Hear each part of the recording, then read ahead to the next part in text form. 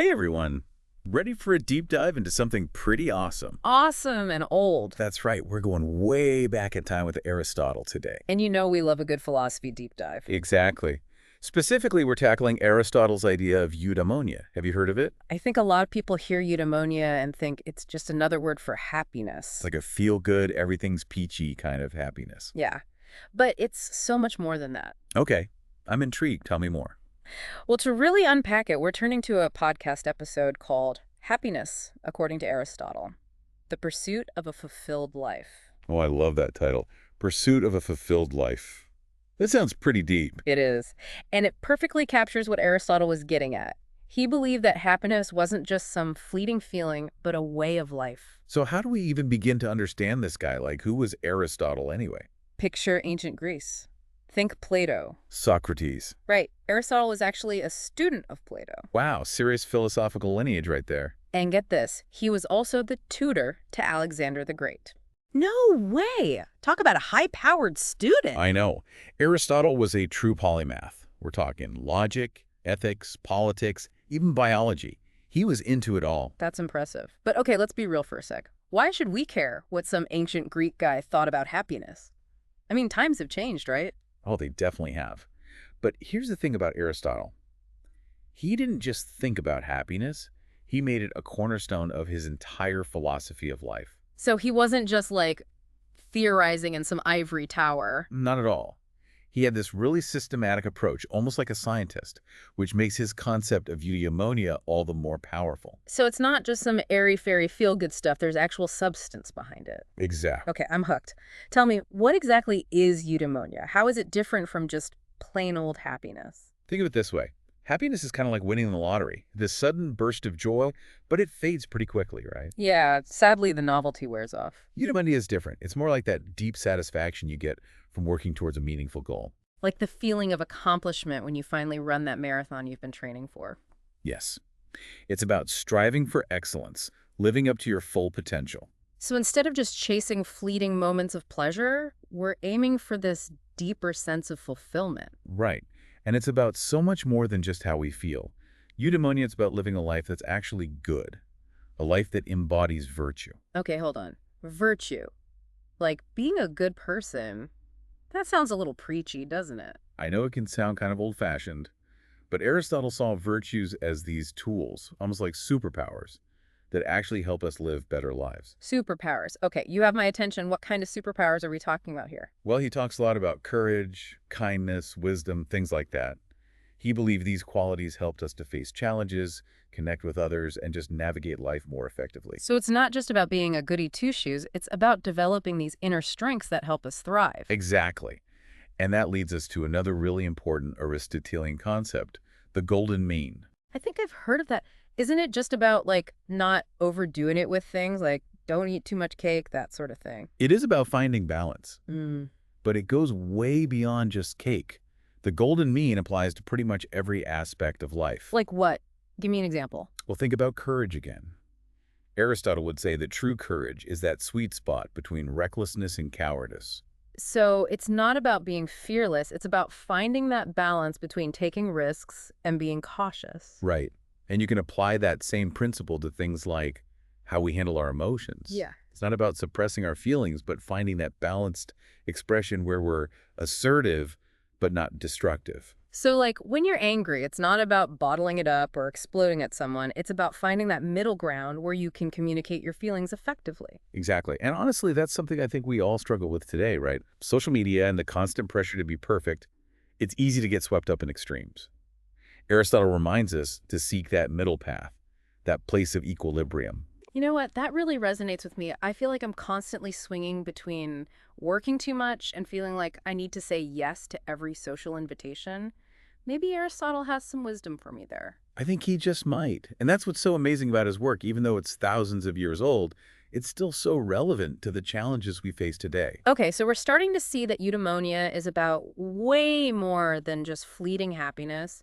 It's about living virtuously, finding balance, and really mastering our emotions. Yeah. But how do we actually do that? Like, what are some tangible things we can do to bring this ancient wisdom into our modern lives? I'm glad you asked.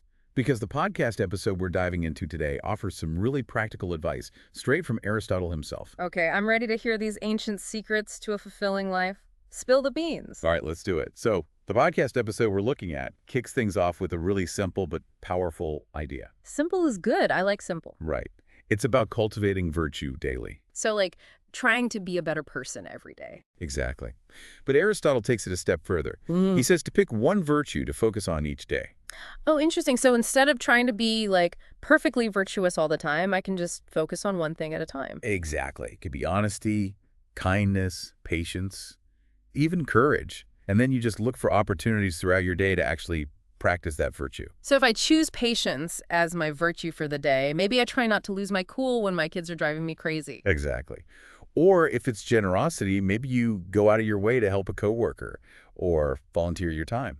I love that. It makes it so much more manageable. Instead of trying to be perfect in every way, you just focus on one little thing at a time. Right. And it's those small, consistent actions that really add up over time. Okay, that's one tip down. What else does this podcast recommend? Another big one is pursuing knowledge and self-improvement. I could get behind that. Aristotle believed that humans have this natural desire to learn, and that feeding that desire, expanding our understanding of the world, is a big part of living a flourishing life. So it's not just about being a good person, it's also about constantly challenging ourselves and learning new things. Yes.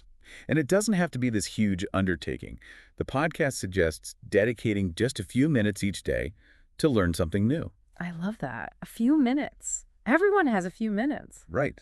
You could read an article about a topic that interests you, listen to a podcast, even watch a documentary. It's so easy to get stuck in our routines, We go to work, we come home, we watch Netflix, and then we do it all over again. It's so true.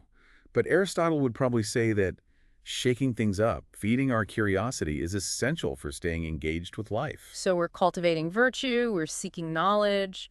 Anything else? We can't forget about the golden mean. Oh, right, that sweet spot we were talking about. Exactly. So think about the areas in your life where you tend to go to extremes. Maybe you're a workaholic or you're constantly overcommitting yourself. Or maybe you're on the other end of the spectrum procrastinating until the last minute, or always saying no to social events. Yeah, that too. The golden mean is about finding that middle ground where you're honoring your own needs while still engaging with the world around you. Okay, but that's easier said than done, right? I mean, how do you actually find that balance when it feels like you're naturally inclined to go to one extreme or the other? That's where self-awareness comes in. Start paying attention to your patterns. Notice when you're starting to get stressed out or overwhelmed, or when you're feeling burnt out or resentful. So it's about tuning into our bodies and our emotions, paying attention to those red flags. Yes. And then once you're aware of those patterns, you can start making little adjustments to steer yourself back towards the center. It's a process, not something you can perfect overnight. So it's like being the captain of your own ship. You're constantly making little course corrections to stay on track. Exactly. And the more you practice, the better you get at it. And remember, what works for one person might not work for another. It's about finding what feels right for you. Okay, that makes sense. So we've got some concrete action steps here. Cultivating virtue daily, pursuing knowledge and self-improvement, and practicing the golden mean. This is already giving me a lot to think about. Me too. And there's still more to unpack. Like, what about the role of purpose in all of this? Ooh, good point. Aristotle had some pretty profound things to say about purpose, didn't he? He did.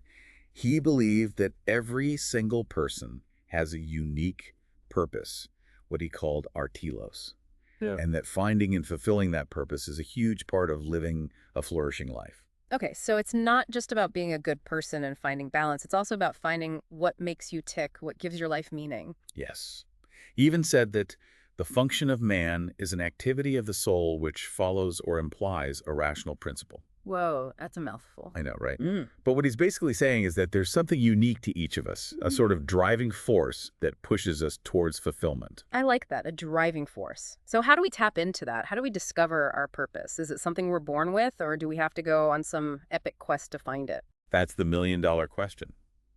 Aristotle believed that our purpose is often revealed through our natural talents and inclinations. So the things we're naturally drawn to, like maybe you were that kid who was always building things or writing stories. Exactly. What activities make you lose track of time? What are you passionate about? Those are all clues to your purpose. So it's about paying attention to those moments of flow where we're completely absorbed in what we're doing. Yes. And it's also about aligning those passions with something bigger than ourselves. Aristotle believed that true happiness comes from using our gifts and talents to make the world a better place. That's beautiful. So it's not just about personal fulfillment, it's also about contributing to something larger than ourselves. Exactly. And that brings us back to those virtues we were talking about earlier. Courage, generosity, honesty. These aren't just qualities that make us feel good. They're the tools we use to fulfill our purpose and create a more just and compassionate world. Okay, my mind is officially blown. We're talking about ancient philosophy here, but it feels so relevant to the challenges we face today. Finding meaning and connection in a world that often feels chaotic and overwhelming. I know, right? That's what's so amazing about Aristotle.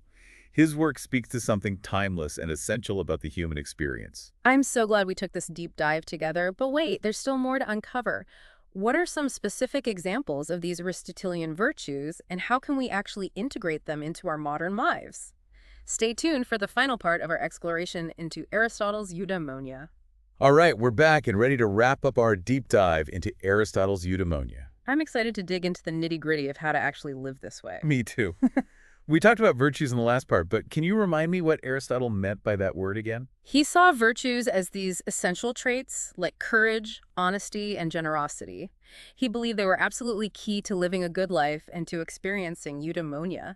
Okay, so they're more than just like nice qualities to have. They're really the foundation of a fulfilling life. Exactly. He actually spent a ton of time outlining all these different virtues and how they all work together. Like he had a whole system for it. Kind of. He was very systematic in his thinking. Well, let's hear about some of these Aristotelian virtues. Give us the highlights. Which ones did he really emphasize? Well, courage was a big one. And when Aristotle talked about courage, he wasn't just thinking about soldiers on the battlefield. So it's not just about physical bravery. Not at all. For him, courage was about facing any kind of fear or challenge, whether it's speaking your mind when you know it's going to be unpopular. Or taking a risk to start your own business. Exactly. Or even just persevering through really tough times. Right. He saw all of those things as acts of courage. So it's about having that inner strength to do what you know is right, even when it's scary. Yes. And he believed that cultivating courage, actually practicing it in your daily life, was crucial for eudaimonia. I love that. Okay, what else? What other virtues did Aristotle talk about? Temperance was another one of his favorites, and that basically means moderation. Oh, yeah. The golden mean, finding that sweet spot. Right. It's about not going to extremes in anything, work, relationships, even how much you indulge in your favorite foods. Speaking of which, I think I need a little more temperance in my life when it comes to sweets. Me too. But you know what's tricky about the golden mean? It looks different for everyone. Yeah, what's moderate for one person might be totally over the top for someone else. Exactly. And that's where self-awareness comes in. Aristotle was all about really paying attention to yourself, your patterns, your tendencies, so you can figure out what that balance looks like for you. So it's like becoming your own scientist and experimenting to see what works best. Totally. And once you start paying attention, you might notice that you tend to overwork, or maybe you're always saying yes to every social invitation, even when you're exhausted. Been there. And once you have that awareness, you can start making little changes to course correct. Exactly. Okay, so we've got courage, we've got temperance. What other virtues did Aristotle think were super important? Oh, I'm glad you asked, because this next one is a big one. Generosity. Okay, I like the sound of that one already. But for Aristotle, it wasn't just about giving money. It was about giving of yourself, your time, your energy, your attention. So like really being there for people. Yes. Hmm. He believed that true generosity was about recognizing our interconnectedness and acting with compassion and kindness. Wow, that's powerful. It is. And, he saw generosity as a key ingredient in creating a more just and harmonious world. I can definitely get behind that. Okay, so courage, temperance, generosity, are we missing any? Well, we can't leave out honesty. Aristotle saw honesty as absolutely essential for building trust. And trust, he believed, is at the heart of strong relationships and a just society. That makes so much sense. You can't really have a functioning society without trust, can you? Exactly. Okay, this is all great, but it also feels a bit overwhelming. Like, how do we actually make all these virtues a part of our lives? They seem like these, I don't know, lofty goals or something. That's something the podcast episode talks about, too. And the good news is, Aristotle believed that anyone can cultivate these virtues. It just takes practice. Practice, like it's a skill you can learn. Totally. He saw it as a process of forming good habits, kind of like learning to play an instrument or training for a marathon. The more you do it, the better you get at it. Exactly. It takes effort and consistency, Uh, but the rewards are huge. okay, you've convinced me. But where do we even start? Well, one thing the podcast suggests is finding role models who embody the virtues you want to cultivate. Think about the people you admire, people who are courageous, generous, honest, and so on. What can you learn from them? How do they act? How do they make decisions? That's such a good idea. It's like having a living example to learn from. Right. And another thing you could do is just pay attention to your own actions and choices. At the end of each day, take a minute to reflect. Like a little self-check-in. Exactly. Ask yourself, did I act with courage today? Did I show generosity? Was I honest in my interactions? I love that. It's a great way to hold yourself accountable. It is. And over time, that kind of self-reflection will help you make choices that are more in line with your values. Well, this has been an incredible deep dive into Aristotle's philosophy. I feel like we've learned so much. Me too. I hope our listeners are feeling inspired. I think they are.